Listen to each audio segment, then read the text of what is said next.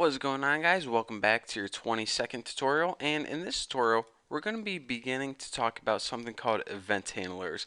Now, an event handler is basically our first step towards creating a more interactive and dynamic web page.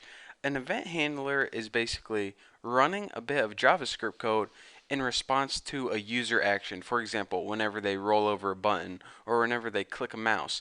This is when we can set the JavaScript code to run instead of just running everything right as the web page alone. So as you can see, instead of just making everything happen when the web page loads, we wait for the user's action and it creates the feel of like an interaction. So let's go ahead, and enough of me talking. It's a lot easier if you just see what's going on. So let me go ahead and mention a few things first.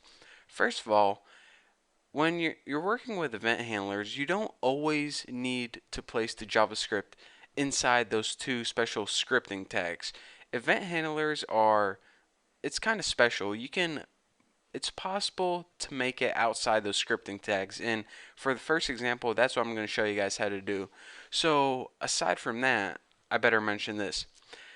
Event handlers can be placed in many locations on a web page. They kind of look like just basic XHTML attributes, but instead of like writing color equals blue, instead of writing a value like blue, this is where you insert the JavaScript.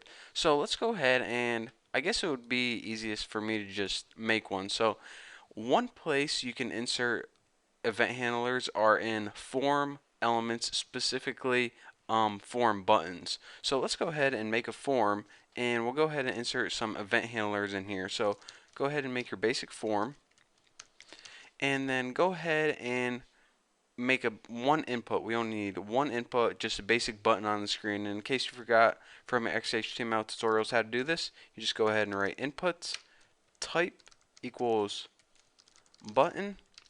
And for the value is basically what is your button gonna say, and we'll just write touch me. So let's go ahead and end this right now, and we'll see what we got.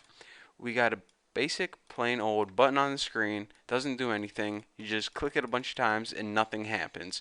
Pretty boring, huh? So let's go ahead and use event handlers to spice this up a bit. Now, event handlers are pretty much built-in keywords that your computer recognizes and knows that it's JavaScript. You don't have to tell it in another function that it's JavaScript. Your browser automatically knows the event handler. So whoever created your browser, they already typed them in there for you. So the only thing you have to remember is these different keywords for event handlers. And the most, well, I don't want to say commonly used because I never did a survey on it, but one of the most commonly used event handlers is called on click, and make sure the C is capitalized. And this is a keyword that says whenever the user clicks this element, and in this case a button right here, then I want to run the bit of JavaScript code in here. So anything you type in between these quotation marks, it has to be JavaScript code, and that's what's going to be ran whenever the user clicks this button. So go ahead, and I'm just going to make a basic alert box. So go ahead and type alert and add your parameters, but check this out.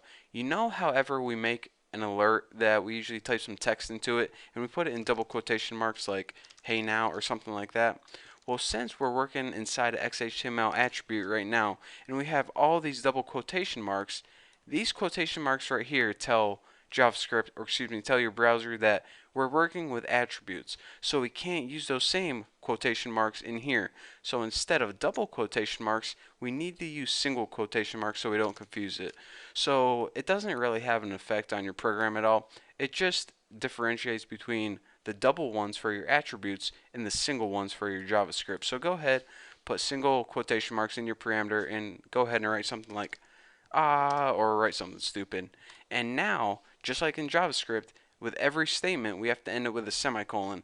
This lets our browser know that we're done running this bit of JavaScript code. So go ahead and save that, refresh it, and our web page looks the same right now, but in fact it's not the same because whenever we touch this button, check it out, an alert box pops up that says pretty cool. So let's go ahead and press OK, and that's the basic of an event handler. So as you can see, before, whenever we were working with JavaScript, our web page loaded and all the JavaScript ran and it did whatever it did, and that was basically it. But now we can wait for the user input, and whenever they do something such as click a button, then the JavaScript code runs, and it's just a way to make the web page more interactive and more dynamic. So aside from that, I guess I have time to mention one more thing. You know how I added one statement in there on the onClick attribute, and whenever you touched it, a bit of JavaScript code ran? Well, since we added a semicolon, we can add more than one statement in here. So, for example, let's go ahead and add one alert box that says and let's go ahead and add another one right after that. So, alert, and of course, remember to use your single quotes right in here, and just go ahead and write like 2 times or something different from your first so you can tell that it's different. So now we have two different statements.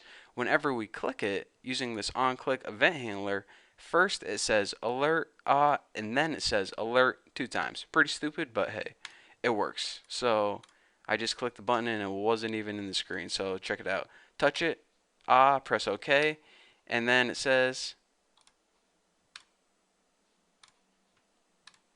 oh, I didn't refresh it. There we go. Touch it, and check it out 2 times. And you might have this happening if your code isn't running exactly how you want it.